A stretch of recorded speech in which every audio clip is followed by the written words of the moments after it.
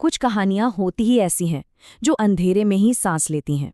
आज हम एक ऐसी ही कहानी के पन्ने पलटेंगे।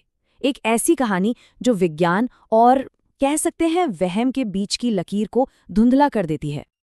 तो कहानी की शुरुआत होती है SKB मेडिकल कॉलेज की एक बहुत पुरानी, लगभग भुलाई जा चुकी मॉर्चरी से। जरा सोचिए, एक ऐसी जगह जहां हवा में हर वक्त फॉर्मेल्डिहाइड की वो तीखी, चुभने वाली महक घुली रहती है, और खामोशी इतनी गहरी कि वो कानों में शोर की तरह बजने लगती है।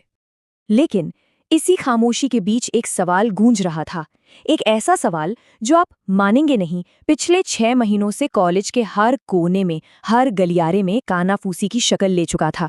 सवाल ये था कि आखिर मॉर्चरी के उस कुख्यात कमरा नंबर 9 का दरवाज़ा, जिसे हर शाम बाकायदा सील किया जाता था, वो हर सुबह खुला हुआ कैसे मिल जाता था।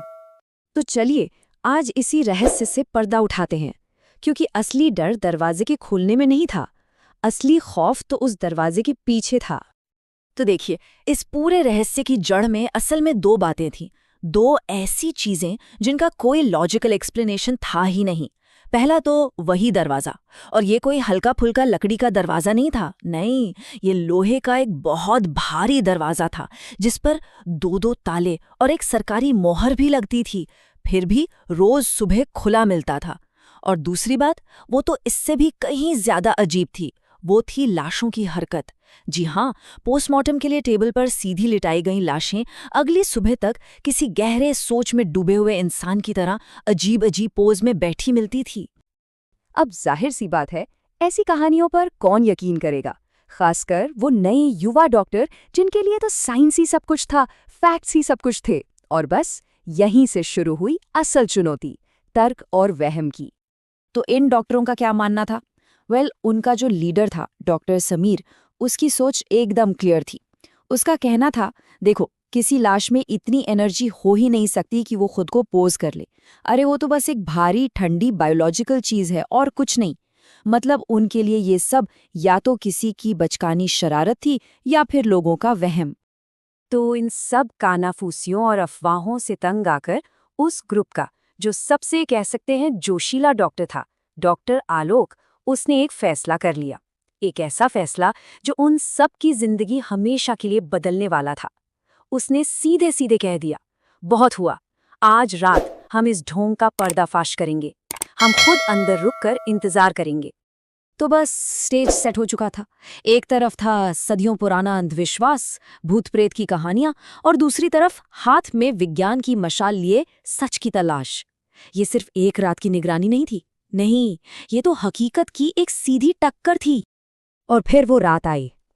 4 डॉक्टर अपने दिमाग और लॉजिक को ही अपना हथियार बनाकर उस रहस्यमय कमरे में घुस गए, ये जानने के लिए कि आखिर उस दरवाजे के पीछे का सच क्या है। उस रात मानो वक्त भी थम कर चल रहा था। रात के 10 बजे 4 डॉक्टर कमरा नंबर 9 के अंदर थे। उन्होंने छिपने के लिए चुना पुराने जंग लगे सर्जिकल औजारों का एक ढेर। फिर ठीक 1.5 घंटे बाद 11:30 बजे कमरे में अचानक ठंड बढ़ने लगी, इतनी कि दांत किटकिटाने लगे। टेम्परेचर 12 डिग्री से लुढ़ककर सीधा 4 पर आ गया। 11:15 बजे के करीब धड़ाम की एक जोरदार आवाज आई। वो लोहे का भारी दरवाजा अपने आप बंद हो गया था, और सिर्फ बंद ही नहीं हुआ, उन्हें बाहर से सांकल चढ़ने की खनक भी साफ सुनाई दी। मतलब अब वो अंदर फंस चुके थे। और फिर आधी रात होने में बस 2 मिनट बाकी थे। 11:58 पर वो पहली हरकत हुई। स्लैब पर पड़े एक मुर्दे का हाथ हल्का सा कांपा, 1 इंच ऊपर उठा और फिर थम से नीचे गिर गया। सिर्फ 4 डिग्री। सोचिए, ये कोई मौसम वाली ठंड नहीं थी, नहीं, ये वो ठंड थी जो हड्डियों के अंदर तक महसूस होती है, जैसे मौत की अपनी कोई ठंडक हो। ये एक साफ साफ इशारा था कि उस कमरे में वो 4 लोग अकेले नहीं थे। जो कुछ भी अब तक हुआ था वो तो सिर्फ ट्रेलर था। असली खौफ तो अब दरवाजे पर दस्तक दे चुका था। अब लॉजिक और साइंस का वक्त खत्म हो चुका था। अब वक्त था मौत से आमने सामने का। और फिर दीवार पर टंगी घड़ी की सुइयों ने जैसे ही एक दूसरे को छुआ, रात के ठीक 12 बजे। इसके बाद जो हुआ उसने साइंस के हर कानून, हर नियम को तोड़कर रख दिया। सबसे पहले स्लैब पर पड़े उस जिस्म के कंधे बहुत धीरे धीरे धीरे ऊपर की तरफ उठे।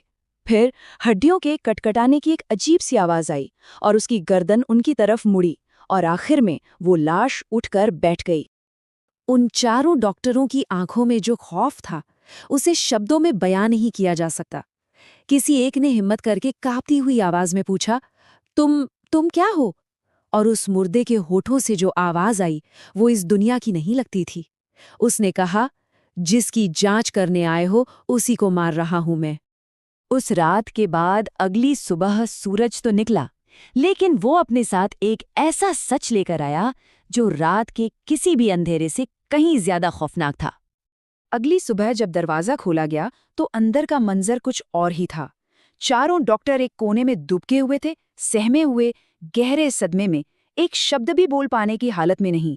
और कमरे के अंदर सारी लाशें वापस अपने अपनी जगह पर स्लैब पर सीधी लेटी हुई थी, जैसे जैसे कुछ हुआ ही ना हो। लेकिन सब कुछ बिल्कुल पहले जैसा नहीं था। कुछ छोटी छोटी चीजें थीं जो गवाही दे रही थीं कि रात में कुछ तो हुआ था। जैसे कि वो पहली लाश, उसका हाथ अब सीने के बजाय पेट पर रखा हुआ था। दूसरी स्लैब पर जो लड़की थी उसकी आंखें अब बंद नहीं थीं, वो पूरी तरह खुली थीं, पथराई हुई और सीधे छत को घूर रही थीं।